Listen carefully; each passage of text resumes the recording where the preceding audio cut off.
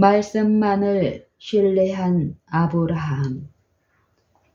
아브라함과 사라가 이스마엘을 낳게 하였던 모든 불신의 계획을 완전히 청산하고 오직 믿음 위에 서고 하나님의 말씀만을 의존했을 때에 약속의 자녀인 이삭을 낳았다.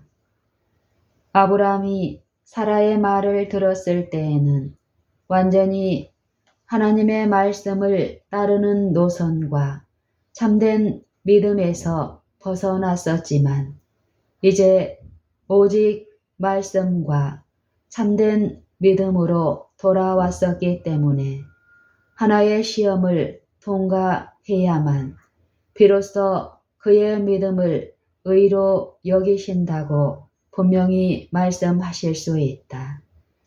아브라함이 하나님의 진실한 말씀을 신뢰하여 이스마엘 대신에 하나님의 약속하신 아이 이삭을 얻었다. 그러나 이제 이삭을 얻었으나 이삭까지도 버리고 하나님의 말씀을 액면 그대로 믿을 수 있는가 하는 문제를 결정해야만 했다. 따라서 하나님이 아브라함에게 이렇게 말씀하셨다. 네 아들, 네 사랑하는 독자 이삭을 데리고 모리아 땅으로 가서 내가 네게 지시하는 한 산, 거기서 그를 번제로 드리라.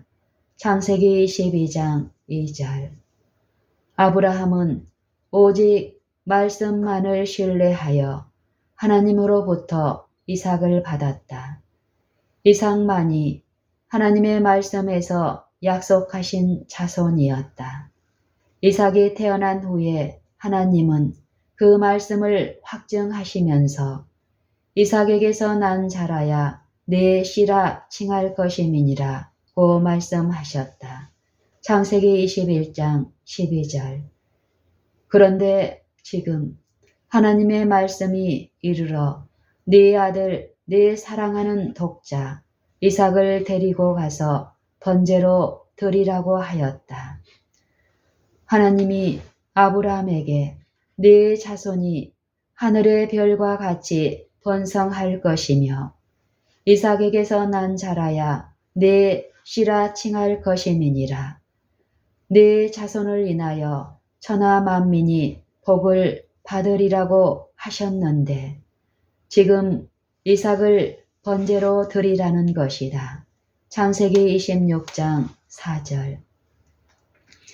그러나 만일 이삭을 번제로 드려 불사른다면 그를 통해서 모든 민족을 축복하시겠다는 약속이 어떻게 될 것인가? 네 자손이 하늘의 별과 같이 무수하게 많을 것이라는 약속이 어떻게 될 것인가? 그렇지만 이삭을 번제로 드리라고 말씀하셨다.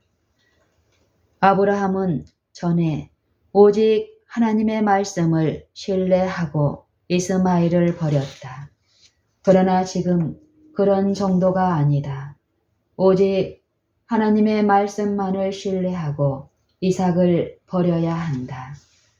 이것은 하나님의 말씀에 위배되는 것이나 다름없는 하나님의 말씀을 신뢰해야만 하는 것이다.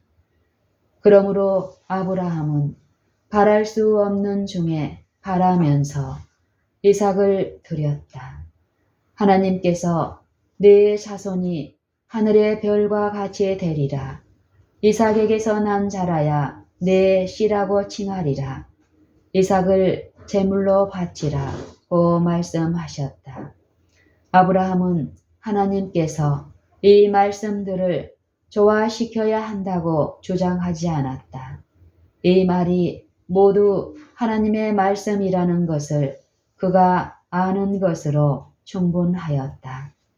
이것을 알았을 때에 그 말씀을 믿었고 그 말씀을 따랐으며 이런 말씀의 조화나 설명이 꼭 필요하다면 하나님께서 그렇게 하실 것을 믿었다. 아브라함은 이렇게 말했을 것이다. 하나님께서 이삭을 번제로 바치라고 말씀하셨으므로 하나님의 말씀대로 하겠다. 하나님께서 이삭에게서 나는 자라야 내 씨라 칭할 것임이니라. 또는 내 자손이 하늘의 별과 같이 번성하겠다고 말씀하셨다. 전에 내가 하나님의 약속에 관여하여 방해가 되었지만 내가 행한 모든 것을 다 버리고 오직 말씀으로만 돌아갔다. 그때에 하나님께서 나에게 약속의 자손 이삭을 주셨다. 그런데 이제 약속의 자손 이삭을 번제로 바치라고 말씀하신다. 하나님의 말씀대로 하겠다. 하나님이 처음에 기적으로 이삭을 주셨으므로 기적으로 그를 다시 살려주실 수 있다. 그러나 내가 그를 번제로 바칠 때에 그는 죽을 것이다. 그때에 그를 다시 돌려주실 수 있는 기적은 오직 그를 죽음에서 다시 살리시는 기적이다. 그러나 하나님은 그것까지도 하실 수 있으시므로 그렇게 행하실 것이다. 왜냐하면 내 자손이 하늘의 별과 같이 번성할 것이며 이삭으로부터 난 자라야 내 자손이 될 것이라고 말씀하셨기 때문이다. 이삭을 다시 살리는 일도 하나님께서는 이미 행하신 일과 조금도 다를 바가 없다. 나의 몸과 사라의 몸이 죽은 사람이나 마찬가지였지만 하나님은 우리에게 이삭을 낳을 수 있게 하셨다.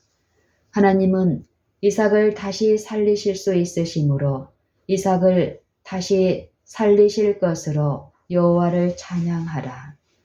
이제 그의 마음은 정하였다. 아브라함은 일어나서 종들과 이삭을 데리고 하나님이 자기에게 지시하는 곳을 향하여 사흘 길을 갔다. 사흘째 되는 날에 아브라함이 눈을 들어 그곳을 멀리 바라본지라. 이에 아브라함이 사안에게 이르되 너희는 나귀와 함께 여기서 기다리라. 내가 아이와 함께 저기 가서 경배하고 너희에게로 돌아오리라. 창세기 22장 4절 5절. 누가 갈 것인가? 내가 아이와 함께 가서. 그러면 누가 다시 돌아올 것인가? 내가 아이와 함께 가서 너희에게로 돌아오리라. 아브라함은 이삭과 함께 간 것처럼 꼭 그와 함께 돌아올 것을 기대하였다. 아브라함은 이삭을 번제로 드리고 그 다음에 이삭이 잿더미에서 살아나 함께 돌아갈 것을 기대하였다. 왜냐하면 이삭에게서 난 자라야 내 자손이라 칭하리라. 또는 내 자손이 하늘의 별과 같이 번성하리라는 하나님의 말씀이 있기 때문이다. 그러므로 아브라함은 변할 수 없는 하나님의 말씀만을 신뢰하고자 했다. 히브리서 11장 17절로 19절 참조. 이것이 믿음이다. 그러므로 이에 경에 이른바 아브라함이 하나님을 믿으니 이것을 의로 여기셨다는 말씀이 응하였고 야고보서 2장 23절. 그러나 더 나아가서 저에게 의로 여기셨다 기록된 것은 아브라함만 위한 것이 아니요 의로 여기심을 받을 우리도 위함이니 곧 예수 우리 주를 죽은 자 가운데서 살리신 이를 믿는 자니라. 예수는 우리 범죄함을 위하여 내어 줌이 되고 또한 우리를 의롭다 하심을 위하여 살아나셨다. 로마서 4장 23절로 25절. 하나님의 말씀만을 신뢰하는 것, 하나님의 말씀만을 의존하는 것, 하나님의 말씀이 하나님의 말씀에 반대될지라도 오직 하나님의 말씀만을 의존하는 것, 이것이 믿음이다. 이것이 하나님의 의를 가져다 주는 믿음이다. 이것이 믿음을 행사하는 것이다. 이것이 성경이 우리에게 믿음을 길러야 할 필요성을 강조할 때에 그 의미하는 바이다. 그리고 믿음을 행사하는 법을 깨닫는 것, 이것이 복음의 과학이다. 그러므로 복음의 과학은 과학 중의 과학이다.